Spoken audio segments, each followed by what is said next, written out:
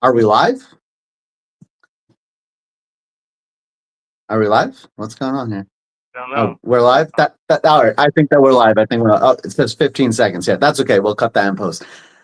Welcome everybody to Dancing Dragons Live. This is Dancing Dragons Coaching Collective's weekly show. Dancing Dragons Coaching Collective is a brand new coaching network where you can find the perfect coach for you, whether you're looking to advance your career, find that special someone, general self improvement, or a myriad of other things you might seek a coach for. You can go to DancingDragons.cc. That's DancingDragons.cc. DancingDragons.cc stands for Coaching Collective, so you can remember that. Um, this is Dancing Dragons weekly show where you can hear from real coaches about real life problems. And tonight we got a great topic for you. We're going to be talking about framing the conversation. So, how to frame conversations, right? So, Will, do you want to kick us off? Yeah, I'm gonna kick it off and literally kick it right back to you if you want to start. But what is framing a conversation? What do we mean when we're saying that? Yeah, framing actually, now that I think about it, probably has a whole bunch of different ways that you can think of framing, right? So you kind of want to look at this as like a picture framing, right? So it's like you're kind of putting the bounds on the conversation, right? You're putting it, you're taking the conversation, you're boxing it in, you're like, this is what we're talking about here, right?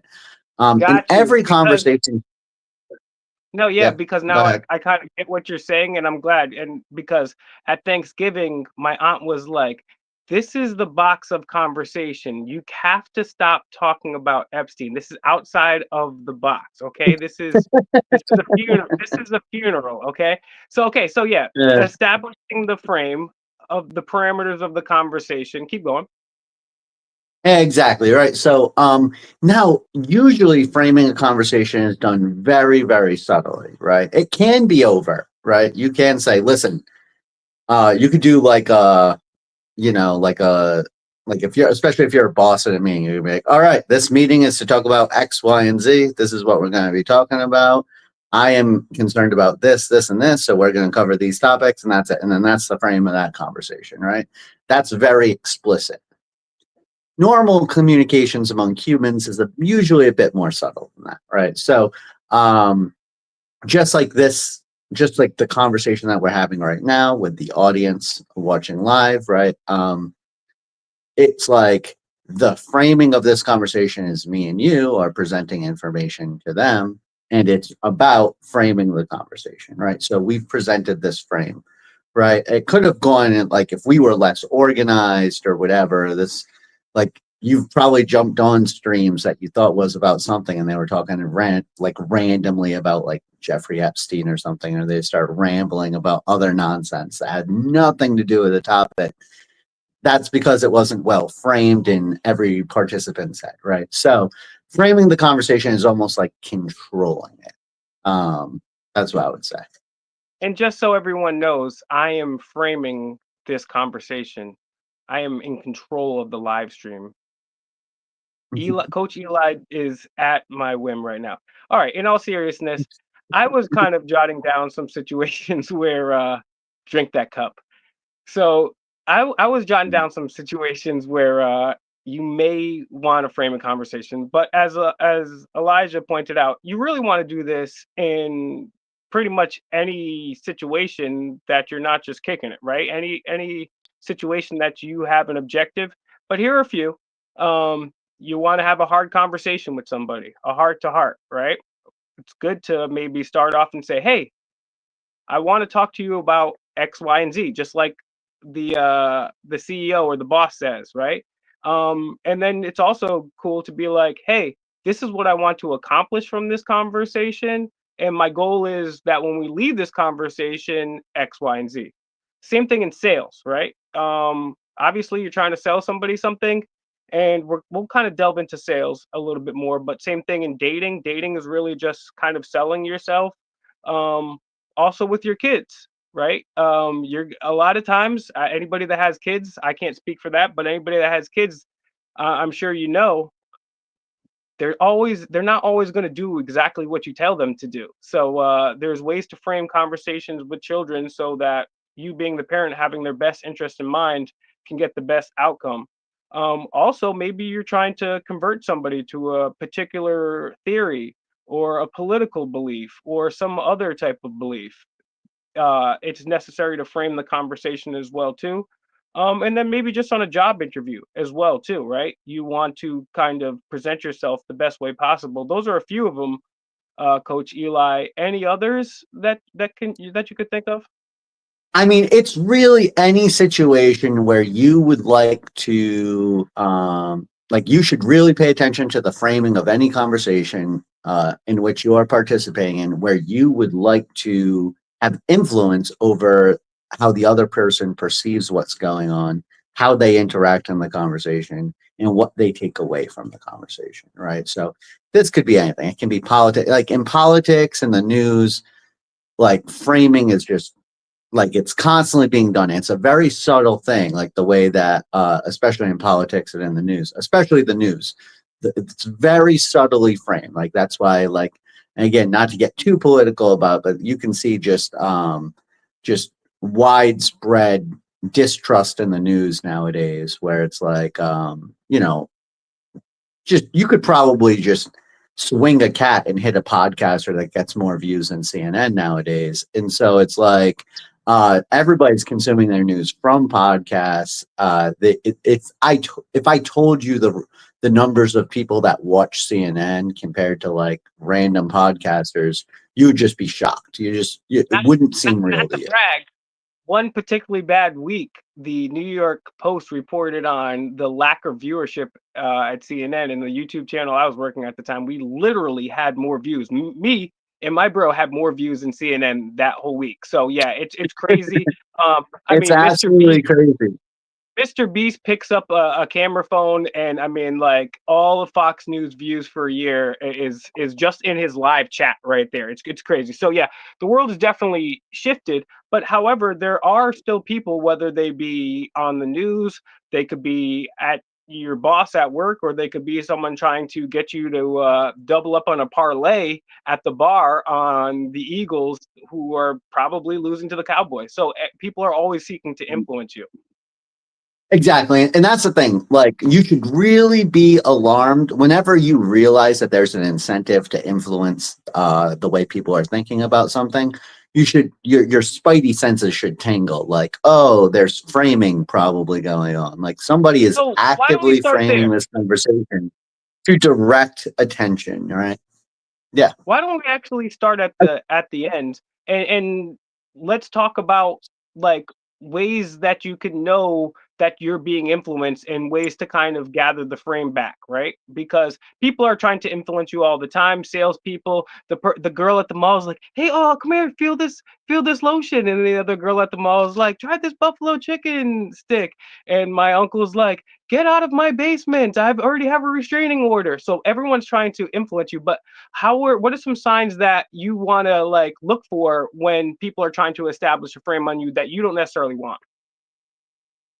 So, all right, let's do this. I got a pretty good story about like the hardest conversation frame job I've ever received. Right. So, I was in the Army. I was a translator in the Army. I went to the Defense Language Institute in Monterey, California. It's a very beautiful city that when soldiers get stationed there, they don't have any time to see because they're studying a foreign language at an extremely fast pace. So I was in Arabic class, right? The whole program for Arabic, I think it's 64 or 63 weeks. I was 52 weeks into this program. An entire year I had spent studying Arabic. That's 7 hours a day for 5 days a week. They give you like 4.5 hours of homework every night. It's unbelievably intense, right? And then on top of that, you have to do other army stuff. You have to go work out and shoot guns and do all this other stuff, right? It's an unbelievably stressful place to be. In fact, like I had people that had been deployed multiple times, and it was a consensus in my class, right, that Arabic class was more stressful than getting deployed to Iraq. It was a consensus. Um, I think that's I'm not hyperbolic, joking. but Nice. No, not a single person disagreed with that. Not a single, like we had many people that had been deployed in my class. Not a single person disagreed. That's a hot take. I'm telling But you, well, I know. yeah, I'm trying to press on you how stressful the situation it's is. been I impressed. often joke that all of my gray hairs are from Arabic class. I always joke about that. I was 20 years old. I've had these same grays the whole time. Um, it's crazy. Like the Defense Language Institute is the suicide capital of the Army. Like that's where the most soldiers commit suicide. Yeah, that's not a. It's crazy. Yeah, it's a GRU aside. Yeah. Yeah, my fault. My fault. My It's all fault. good. It's a natural thing that happens. It's not always flagged, but that's sometimes humans talk, right? That's what Yeah, happens, guys. So humans yeah, talk. By my the way, bad. if you're just joining, Yeah, so share, and subscribe. We're here so every Monday. I just 8 p.m. Eastern. want to impress how stressful this situation is. So I've been doing this for 52 weeks, and my grades weren't great all the time, right? So you have to take these like your test will sometimes last 2 days. Your test will be 2 days long, right? So and like again, it's a 7 hour day, right? So you go in for 7 hours and then you still have more tests to take the next day. And you get a test like every month, right? And they test you in all different things. They test you in reading, listening, vocabulary, like transcription, translate, I don't know. There's all different kinds of stuff. You have to listen to Arabic and write down the word in English. You have to listen to English, write down the word in Arabic. There's all different kinds of crazy stuff that you have to do. And my grades were all spectacular across the board, except for anything where I had to listen, right? Like for some reason, I would know all the words. Surprise! Somebody would Big say, surprise! yeah, right. For some reason, I'd know all the words. People would talk, and I just wouldn't understand what they were saying, right? And so that's a very frustrating thing. You can't really study your way out of that, right? And so, like, all my grades on every test would be like A, F in listening, A, and it was just like, man. So, but they had very specific standards of like what constituted failing. And like you had to fail the same section 3 months in a row, like 3 tests in a row. I'd never done that, right? But I get called into this office one day. There's a very weird thing. You don't get called into offices, right? And so I think it was like some sort of sergeant in the Air Force. I'd never met before. Just was like, "Oh, Private Gizarelli, have a seat." And I was like, "Okay." And he's like, "I got some great news for you," right? So he's framing the conversation, right? And he goes, "This is what I like to call a win-win-win situation." And I was like, Can I pause okay. you right there Yeah, go for ahead, one Will. sec, because I know you can stay on track. That is an effective tool to use as a framer when you set positive intentions, even if there's not going to be anybody, even if the news is not that positive. But if you say, "Hey, look, I got some good news for you," and you frame it in a way that it is positive, that puts off our human senses to kind of be like, because we want to be optimists and we want to hear good news. So it's going to help us process, okay, this is what's happening right now. It's going to be a good thing, and it helps you think about it as a good thing. So that's a tactic that he's using right there off rip, which is pretty cool. Hey, I got some good news for you, Yeah, buddy. right. So then you can tell I think that this guy's only job was to tell people they were getting kicked out of class. I'm pretty sure, right? Um, and so I hadn't actually hit the threshold to be kicked out of class yet. So this is coming as a surprise. And I'm suspecting this is what's going on, right? But he goes, "Yeah, I got some like really great news for you, right? This is what I like to call a win-win-win situation." He's like, "We're taking you out of class and you're winning because, I'm sure this has been a very stressful situation for you. So you don't have to deal with that anymore, right? And then the Army's winning because they're getting a soldier now that they can give any job, right? They could have made me infantry after that, right? Because I failed my class, right? Or they took me out of my class. And so, like, I don't even know what's going to happen to me in my military future. I signed a contract for 5 years. I don't even know what job I'm going to be doing, right?" And so he goes, "Yeah, so the Army's winning because they're getting a soldier they can do anything they want with, right? And then your classmates are winning because they don't have to deal with you slowing everything up, right?" And he doesn't say it like that, but that was basically the gist, right? So all of these are losses for me, really. But he's saying that they're wins, and he's framing that way. And then he just goes, before I can have any kind of rebuttal, he just goes, "Any questions?" And I was like, no. And again, it's the military. I don't know this guy and he outranks me by a mile. So it's not really a situation that in itself is framing this conversation in a certain way. Right. So I was just like, no. And then he's like, okay, you can go back to class. And I was like, all right. And so, yeah. So then I leave. Right. So, but the whole point is that he set up that whole thing, right? Because one, he didn't want me to ask any questions, right? And so it's like he's framing it that way. He's just like, this is what I'm telling you. It's good news. Don't be upset about it. He knows that it's the unaliving yourself capital of the army, right? He doesn't want me to go home and do anything crazy. So he's just putting as much positive spin on this as possible, right? But the actual like if I was going to be debating the sergeant in the Air Force, I would have had to, it would have behooved me to stop and be like, whoa, hold on. This is totally not what's going on. Like the way that you're framing this conversation does not reflect reality at all. Right. So what's really happening is that I never failed a class. You guys told me this is the only way to fail a class. I didn't do that. And now you're taking me out of something that I have put my blood, sweat, and tears in for the last year of my life, right? Like working to the bone, studying every night, feeling guilty for going to sleep because I didn't study more, right? Like, even though I'm dead tired, right? Like, and for doing that for a year, right? And then you're just taking me out for no apparent reason, right? That's not great news in any stretch of the imaginations. And good news for you guys at home. I know a lot of you guys don't know me, but I ended up getting put into a French class after that because I was on the soccer team with my company commander and he realized that it was a waste of good talent. So he put me in French class and I became a French translator as opposed to an Arabic translator. And then when I actually did my job, I had to translate both French and Arabic. So it kind of worked out.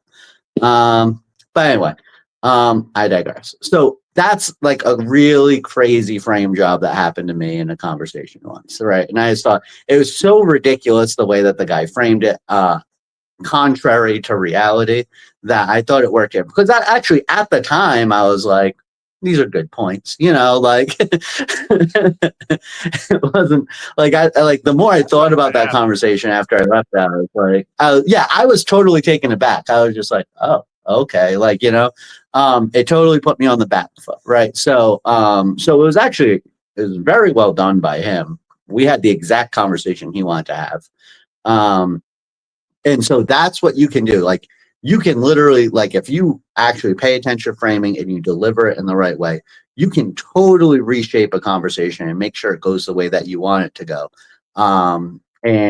Sometimes, it can be a little bit manipulative, but you can also do this in very wholesome ways. It doesn't have to be, like what that guy did. Yeah.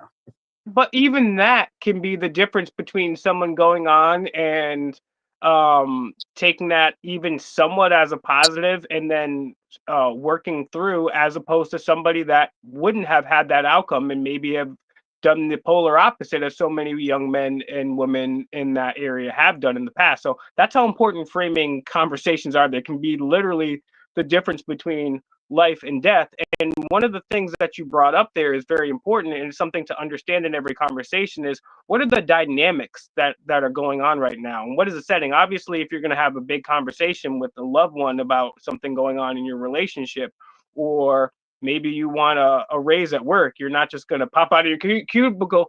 I've been working so much harder lately. Give me a raise, right? There's a setting, and you also want to understand too. Like you want to understand the dynamics at play there. So the dynamics at play in your story is you have somebody, as you said, that outranks you by a mile. You're not going to be like, oh, whoa, hold on, buddy. You know what I'm saying?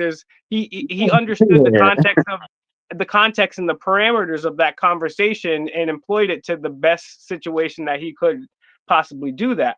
And then something that we always bring up on this, and realistically, just for his sake, right? So, like, it's not his decision to take me out of the class. He doesn't know me, right? He doesn't know anything about me. I don't even know how he got that. I don't know who was like, "Hey, you got to tell this guy that he's getting taken out." It's such a weird situation, right? And so, um, and so for him, his goals of the situation are very different than my goals, right? His goals are just like, check this box. Hopefully he doesn't cry, right? Like, or go home and do something that nobody wants him to do, Forward. right? So Yeah. like those are his goals. He's just like, just rip it off like a band-aid. That's it. And so his framing worked unbelievably well for his goals, right? Now, my goals going into the conversation would be get him to change their mind. Like he can't change his mind, right? So he totally cuts that off from the option, right? He's like, if he like sat me down and was like, well, you know, Private Gizra, we've been thinking about taking you out. I'd be like, oh, no, don't. Like, listen, I've been getting better. If you look at my test scores, they're going up. They're going up slowly, you know, like, you know, like he didn't want to have that conversation at all, but I might have wanted to have that conversation because of the highly emotional situation, right? So his framing actually was like a very good frame job for his goals and the situation at hand. And yeah, so I just I'm want part of what I was bringing up there is try to understand and be best prepared for whatever conversation you're going to have, whether it be a sales conversation, a hard conversation with a loved one. Maybe you're trying to sell somebody on dating you, or whether it's something that's political or a job interview. Understand the dynamics; they're always going to be a little bit different, but part of the things part of the things that you can do to increase your likelihood of having success in getting your goal is, well, here are just some random best practices. Too, you want to step into the conversation, and and more often than not, I mean, obviously there are exceptions, but especially if you trust that person and you're on good communicating terms with that person, you're going to want to say, set the direction. So I would go up to Elijah and I'd be like, hey, Elijah, I want to have a talk with you today about your drinking, right? And then I would say, set a goal. As a result of this conversation, I would like for you to stop drinking and beating me when you get drunk, right? And then afterwards, um, and then I would try to elicit an agreement from him. Does that sound good to you, buddy? Right? And then hopefully he would say yes, right? But even if you're trying to be, maybe you're in a business negotiation and you don't want to throw all your hands on the table, you at least want to have in your mind, what is my desired outcome? And then you also want to do your homework as well too, to understand uh that person's strengths and weaknesses, and how you can leverage your strengths and weaknesses against that person as well. And then finally too, just understanding the dynamics.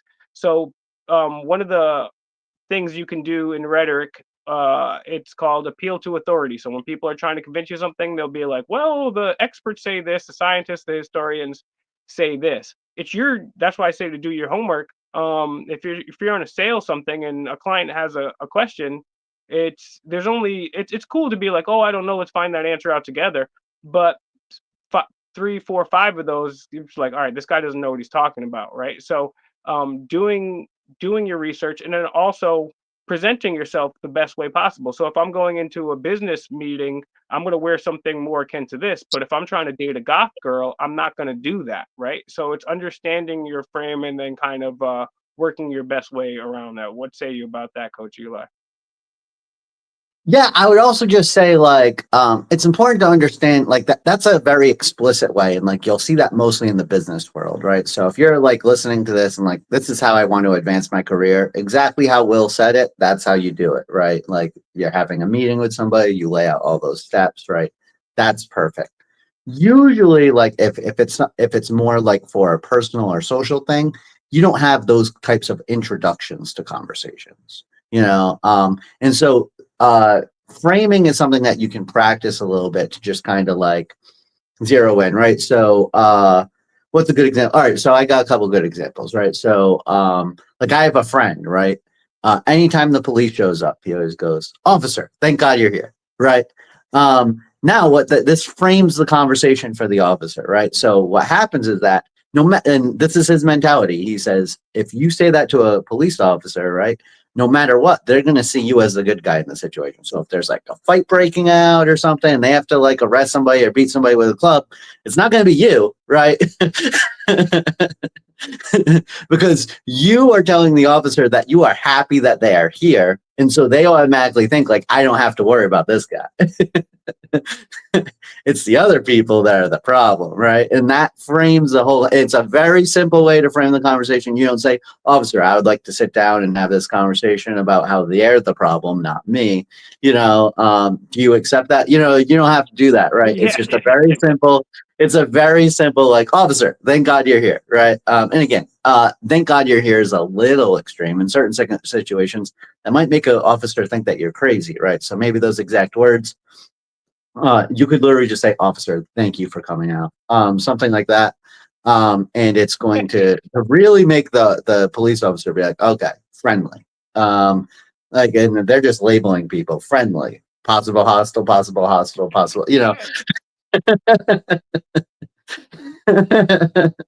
It's a perfect way. Yeah. It's a perfect way, right, to frame a conversation with a police officer.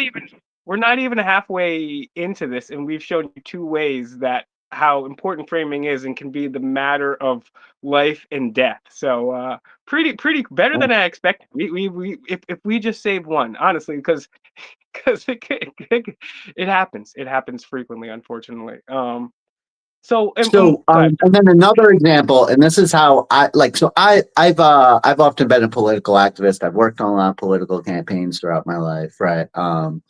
And so for a little while, I was like an Uber and Lyft driver up in Boston, right? And while I was doing that, right, it's a great, like, if you like to talk to people too, it's kind of a cool thing. People used to make a lot of money doing it, not anymore. Yeah, go ahead, Will. I just want to make sure everybody understands this conversation, what Elijah is going to bring up right now, has been instrumental to me in my life. Some of it's just blatant common sense, but if this is very important. So I'm going to say, guys, like, share, and subscribe to this video. If you're watching this for the first time, share this with your friends and family. Send us a message, text message. If you're an activist, if you're a religious person, if you want to get girls, you want to get guys, this is the most important thing you're going to hear about influencing people. So take it away, Coach Eli. Yeah. So now there's like a lot of pressure on me, but so anyway, so I would like to talk about I'm like an activist, so I want to change people's minds a lot, right? And so I like having political conversations. And it's crazy, you get into an Uber ride with somebody, and then it's like a 4-minute drive, and it's like you have to kind of, if you want to try to get into a political conversation, right? You have to like get in really fast. You have to get out really fast because it's only 4 minutes. You got 4 minutes. You have 6 minutes with somebody, right? Like, so like what kind of conversation can you have, right? So you kind of, part of that's part of the framing, right? And then something that and I forget exactly like all the different ways that I used to like push the thing into politics, but this is something I said to almost everybody. And by the way, guys, I wasn't like a pushy Uber driver that nobody liked. I always had a 5-star rating, like perfect one. People would get out of my car all the time and be like, this is the best Uber ride I've ever had in my life. All the time. It was like a daily occurrence. People would say that exact phrase to me, right? So I used to have real deep conversations with people, and that's part of the reason why I like the job. Then they stopped paying us the amount of money that they should have been paying us. That's all a whole different story. So anyway, so what I would say to people, because again, I'm talking to a stranger about politics. That's a very hostile situation, right? Like I remember, I asked this woman who had been speaking Chinese. I was like, "Oh, are you from like China? Or are you from Taiwan?" And then she made eye contact with me in my rear view mirror and was like, "Taiwan is China." And I was like, "Whoa!" I stepped in it that time, right? And so yeah, these it isn't like I didn't take any L's, guys. I was doing it for a while, right? So, but when I didn't even know I was talking about politics at that point, I was just asking a question, right? So when I would try to broach the topic of politics, what I would say is I would be like, I don't want to offend you, right? Like, so as soon as like politics would kind of come up, I'll be like, well, I'm like a political activist, but I don't really want to offend you, so I don't want to talk about politics, right? But I've already had like a nice introduction. The person already, like, I've had like a very pleasant conversation with the person. I start talking to them, and then like, I'd push the conversation towards politics. And I'm like, you know what? We should stop here because I don't want to And offend now you. I'm going to break This is a framing. and this is important. And the Yeah, reason go why ahead. this framing is powerful is because he's already done what we've talked about in past episodes, which is building rapport. I know Elijah can even be funny sometimes, so I'm sure he threw that out there, and that's very important, right? Having a joke. But he's already built a rapport. So you're somebody, like we say, when you know somebody, you like somebody, you trust somebody, you do business with somebody, right? So the same thing with conversations. But then the catch, the gotcha is, but I don't want to offend you, because then what does that do? That sparks the curiosity. Well, I just got to hear it anyway, just for what this guy's gonna say, right? So it's extremely masterful. So please continue, and that's why it works. Yeah, right. And so what that does is like that, just that phrase, when talking to a stranger about politics, is just such a game changer, right? Because what happens is that no matter what you say after that, you can't offend them.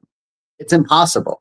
You could try, it's not going to work, right? Because the framing of the conversation has put them in a headspace that makes them impervious to being offended. Like it's impossible, right? Because they're saying, well, this guy thinks that he's going to offend me. What, does he think I have like the thinnest skin in the world? So now they have like this social expectation that they're not going to be the snowflake that you are a little bit worried that they might be, right? So they have every social incentive in the whole world to prove that they're not going to be offended, right? I'm cool. You In can tell fact, they me. will say encouraging things. They'll say, you know what? I don't agree with that, but I can understand where you're coming from. Like, like they will go out of their way to show you that they are not offended after you say that. And what happens is that you say, well, I don't want to offend you. Nobody ever says like, you're right, I'll get offended. Nobody ever says that. But they And always say it's like, oh, no, no, no, no. You can go ahead. You're not going to offend me. It's fine. Right. That's how it always goes 100% of the time. Was it Zoolander? No, it's not Zoolander. It's Anchorman thing. 60% of the time, it works every time. Anchorman is the most overrated movie of all time, as is Will Ferrell, the most overrated comedic actor of all time. He's great for skits. Let's Well, I let's agree. Will Ferrell is highly overrated, but Anchorman's solid. Anchorman's a solid film. Oh, terrible. Actually, there was a like they threw a movie together on the DVD of all the clips they didn't use, and I actually thought it was a better movie than the original Anchorman. It's a complete like actual just like different movie, because it's just they're just doing takes the whole time. All right, what were we just talking about before that? Because I had something important to say. What were we just finishing on? We're talking about, okay. So I was just Um, giving examples of how to use framing in your life and how it can be more subtle than like, I don't have like a specific thing like, hey guys, we're going to talk about politics right now, right? oh, Like that's what I I was gonna say. announce So that in the framing, but it's and not and as direct, right? Like, so I'm doing all the steps Will just said. I'm just doing them in more like subtle ways, right? And you can use this also translating to the other hard conversations or different type of conversations that you want to have, because you may not have to say, it might not be political, but when you open up with somebody, what happens is people will also be like, well, I did this too. You know what I'm saying? And they open up, and that creates a bond. That's hugely important, because once you share something with somebody, they kind of feel like, oh, I want to share something too. I feel like I have to share something too. And when two people share something about each other, that is like huge for creating rapport and going into everything that we're talking about. So one of the other things too that you can do is kind of and they do this in politics a lot too. They'll tell a story as opposed to giving a statistic, right? And I think, what did Stalin say? One man's death is Mhm. 10,000 is a stat, and one man's death is a tragedy. And it's because like I could sit here and rant off like oh, this person there, we had 32,000 jobs lost here in Rhode Island last month. Or I could say, oh, meet Tom. Tom was working for 40 years at the old grist mill, and after the layoffs, Tom had to go home, and Tom couldn't make ends meet, and now he's a this and that, da da da. But what if I told you Tom was one of 10,000 people, 32,000 people? When you're telling that story, it connects with people because it goes to something that we talk about here a lot is people don't make decisions based on logic or facts. Unfortunately, it's emotion. So if you have a story, right, maybe you have a startup and you're like, hey, we use all natural here at Integrity Farms. We use nothing but the best stuff. You know what I'm saying? Shout outs to my South Park fans, right? Mhm. So telling a story is, I mean, that's what all big brands do, right? That's how they connect with you. Go ahead, Elijah. Did you Yeah, want to say something on yeah. that? Okay, it looked like you wanted to jump in. Okay, I'm sorry. Yeah, so And I did just want to kind of go back here, and I hate to be too pedantic about this, right? Like, so I do apologize for anybody. he Uh, hates it. don't kill me in the comments section or whatever, right? But I think that this is like a really good example because you messed up the Stalin quote, right? And the It was thing is that backwards. the way that you messed it up, the way that you messed it up ruins the framing of the conversation, right? So you actually reversed it, right? So I did. the quote is, a man's death is a tragedy, a million people's death is a statistic, right? And so the reason why that's important to say it that way is because when you first say a man's death is a tragedy, everybody agrees. Everybody's like, yeah, oh, that's terrible, the guy died. But then when you come back with like a million people dying is just a Mm, statistic, then people like understand like, oh wow, like one death compared to a million, that really isn't that big of a deal, right? Like, and so now you understand that there's a problem there. When you reverse it and you say a million people's death is a statistic, but a man's death is a tragedy, that tragedy just doesn't hit the same because you already were absolutely. thinking about a million people dying, right? And so that's what framing is like. So it's really important. Like there's no like clear cut mathematical way for every conversation. Like all you gotta do is do this, do this, do this. It's almost just like you have to just have like this understanding of how people will take things and like fit the pieces in. It's like it's not something that you can just have a formula that's going to work every single time. So like even something like that, the genius in that quote is presenting one before the other, right? So, and that frames it for people, right? So, Another thing I think is important is um, you could apply this in any number of areas. It could be in dating, right? And maybe a girl says, I usually don't talk to short kings like you," or something like that, or something like that. Instead of saying, "Oh, I'm not that short," or "Oh, this and that," or da da da da da, you can just reject the frame or not even pay attention to the frame or whatever. And you see politicians, I hate politicians. I don't like any single one of them. However, they're masters at rejecting frames. And so I'm sure you guys have watched maybe you haven't, but if you've ever watched a debate, it could be a Democrat or Republican. They'll eventually get. I think we got Eli frozen here, but they'll eventually ask one good question. They'll be like, "Oh yeah, why were you a genocidal maniac? And why did you bomb a child's hospital and all of these underage?" Da, da, da, da." And then they'll start talking. They'll be like, "I believe America is a land of hope. I believe in a country where Manny from Southern Florida and Tim from North Dakota," and they'll go on and on and on and tell the whole story. And you're like, "Damn, yeah, hell yeah!" And you forgot what the question was. You forgot that they were like, "Yeah, we have incontrovertible evidence that you're a war criminal," and all. And they just talk. They just totally rejected the frame. And you can do that too with people. And now again, I don't like any politicians. I don't like and the here's a good example. Here's a good example of a politician actually challenging the frame of a conversation. So again, not to get too political, and this is so just and that's important, too, and here's why, right? Because let's say Elijah and myself were here having a debate, right? And then Elijah tries to say, oh, he tries to miscategorize what I'm saying, and he's trying to attack me with the straw man. Let's try to say I'm trying to convince him that the Dallas Cowboys really aren't that good, and they're not going to win the championship. And he's like, "Oh no, no, no, no, no, all this other stuff." I would never say Um, that. Coach Eli is the biggest Cowboys fan in the world. He's got a Cowboys tramp stamp. That's Don't a make fact. me don't make me sing the Eagles song, bro. Don't make me do that on the live stream. It'll That's happen. exactly what a covert. Wow. Eagles. So damn, I'm losing my train of Go thought here. Birds. Oh, derailment, and so that's part of the thing. Don't let them derail you, right? Because that's what he'll Yeah. do. He'll try to charm you and derail the conversation, but you have to stay focused. He'll try to change the subject, and what you need to do is be aware of what's going on there, and then hold on, I'm losing it again. God, keep going. What you're gonna say about the thing, and I'll remember in a sec. Now I'm all discombobulated because of the Dallas Cowboys thing. Don't do that. Don't call me a Cowboys fan on That live. was like the Totally derailed no-go. everything. Totally derailed everything. That's one of the words we're gonna have to ban from YouTube. So anyway, my example, yeah, Cowboys needs to get banned.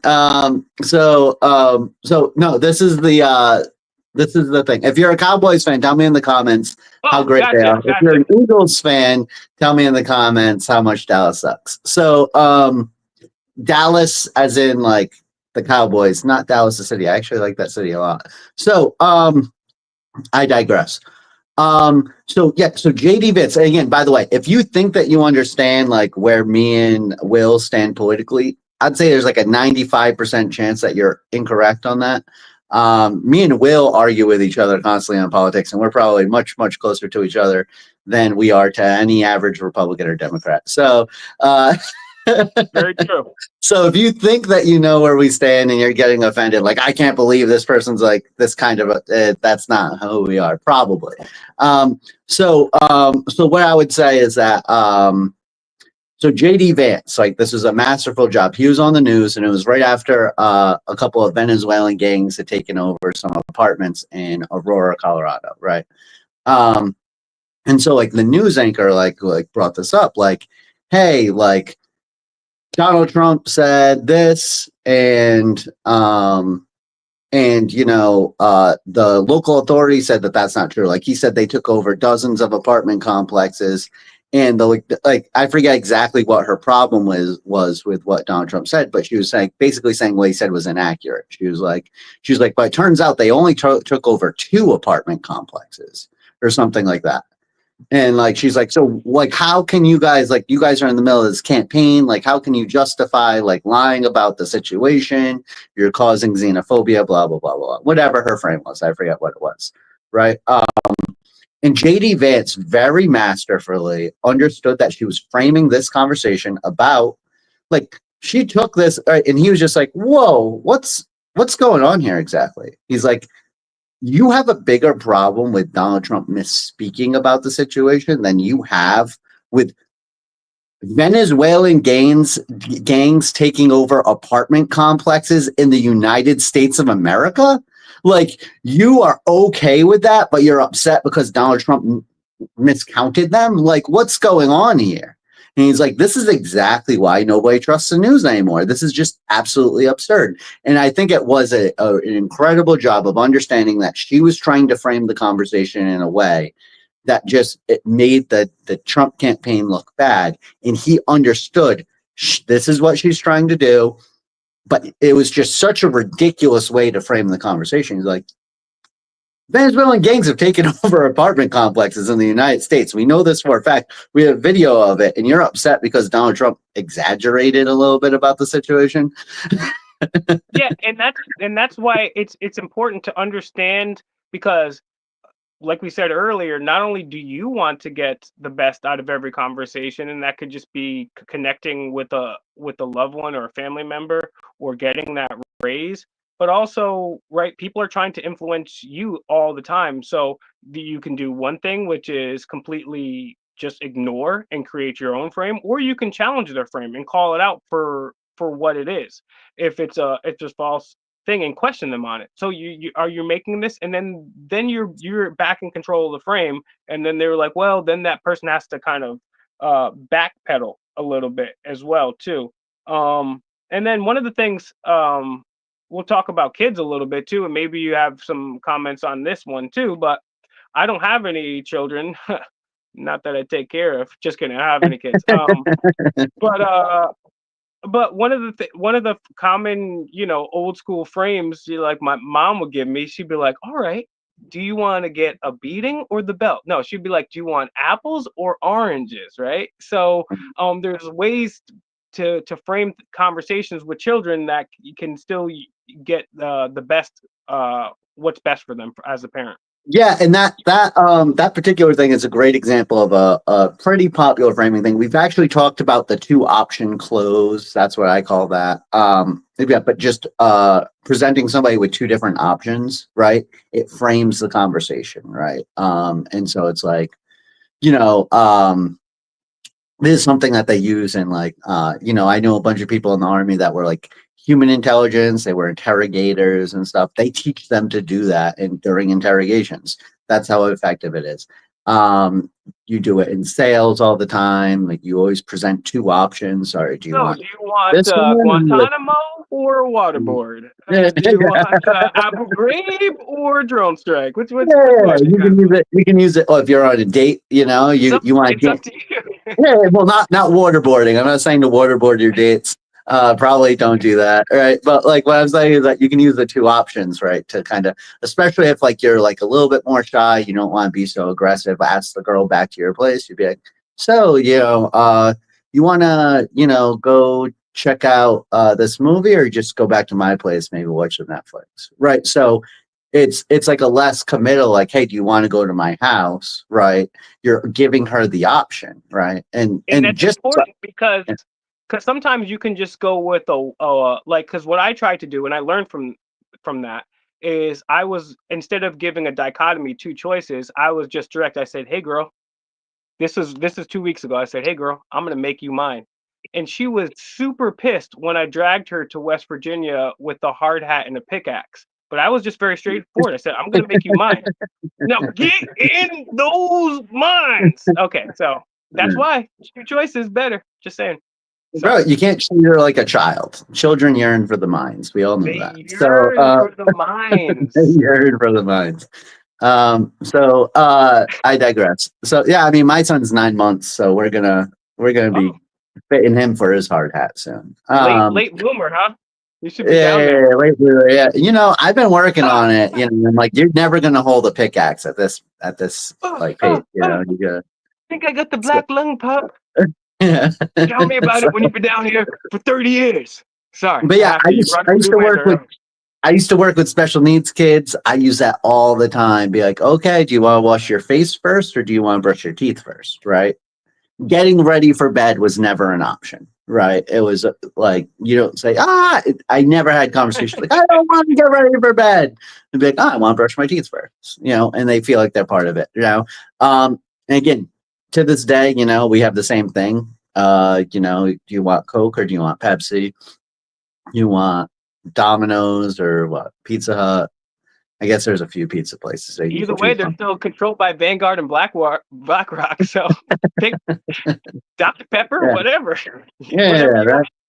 yeah. I mean, they have KFCs inside Taco Bells. That's crazy. And that is the epitome of the free market, I say. And hopefully one day we can maybe get a Baja Blast machine with a working ice cream machine inside a Taco Bell, inside a KFC, inside of an Enigma, wrapped in a puzzle, Dude, encrypted they in sell cans of Baja Blast now. It's not even exclusive. damn. Yeah, it's crazy. It's crazy. Anyway, I digress. So back to framing. But the whole point is, right, is that these things can be done very subtly. And in that, going back to that JD Vance situation, I've seen a million times news anchors or interviewers box a person in and make them just be like stumble over the word. Oh well, well, we initial reports said that there were this many apartment buildings that got taken over, and yeah, like there's some people said, oh well, and then all of a sudden you're having a conversation about how honest the Trump campaign is or how hateful they are, as opposed to having a conversation about Venezuelan gangs taking over apartment buildings, right? And so that extreme dichotomy of like, okay, are we going to be talking about this or this is controlled by the framing. And if you aren't paying attention, you'll let people like corral you to talk about stuff that you don't want to talk about, right? And so it's very important. I know framing the conversation isn't something that's like nobody's ever heard of, but something that a lot of people don't really think about very much as it's in it happens in your daily life all the time, right? So if you can think about the way that the conversation is being framed, uh, and really try to focus on how to do that more effectively for your goals, right? It can lead to like a huge improvement in the way that you are able to manage conversations that you have to have with people, right? So, And I Will, think that's do we have I like a think that's list? Oh, go ahead. I actually think that's a good note to end it off on, because I talk a lot. I bring up almost every episode now the fact that if you get in trouble with the law, you're going to go see a lawyer. If you get in trouble with a tummy ache or a broken foot or broken bone, you're going to go see a doctor. But why is that? It's because a doctor or a lawyer has developed the frame where you trust what that person says. So in order to be the person that other people listen to and trust what you say, I recommend going to DancingDragons.cc. That's DancingDragons.cc. DancingDragons.cc, that stands for Coaching Collaborative, Coaching Collective, Cool Kids, whatever you want to say, but it's That's not how you DancingDragons.cc. spell cool kids. Hey, to the cool kids, it is. I'm speaking on their behalf. I've become their self-appointed leader. So, So, so maybe, as Elijah brought up earlier, maybe it's business you want to have success in. Maybe it's relationships. We have people that can help you with languages. Maybe it's an astrological uh, a bent that you're looking at things through. Maybe you want to be healthier. Well, get yourself a life coach. YOLO. You only live once, that we know of, although there is some pretty interesting research that's out there from the University of Virginia that may say otherwise. Who knows? This Take a is look as at it. bad as my But opening about Are We Live? It's just every episode we gotta we talk have to about bring up the reincarnation. potentiality of reincarnation, everyone. Hey, look, we actually broached a lot of conversations, and it's cool because me and Elijah, we joke around with each other, and quite frankly, I'll say this: sometimes me and Elijah talk quite often, right? We talk a lot, and sometimes he pisses me the hell off, and I know that I piss him the hell off. But the cool thing about it is, we've built that rapport with one another, and we also have humor. So it makes having hard conversations where I know he's absolutely wrong and I don't know what he's thinking a little bit easier. So those are important things. And then also, if, like I was saying, in all seriousness, if you want to be able to have that air of setting up all the frames of, maybe you want to be a businessman, or just to get that same respect that a doctor or a lawyer gets from that framing, we're going to teach you how to do it at DancingDragons.cc. I appreciate Elijah for joining. Stay tuned next week at roughly 8:30 p.m. Eastern Standard Time. We're going to be live every roughly 8:30 p.m. Eastern Standard Time, all Mondays on all these platforms. So share these videos, and we're going to be having potentially a few different guests, as well as tons of new topics coming. And then finally, guys, take this video, give us a like. It helps in the algorithm. Even give a comment. People give comments on my YouTube channel all the time, and they just be like, for the algorithm. They don't want to say anything, but they're just helping out the algorithm. So, yep, algorithm. All right.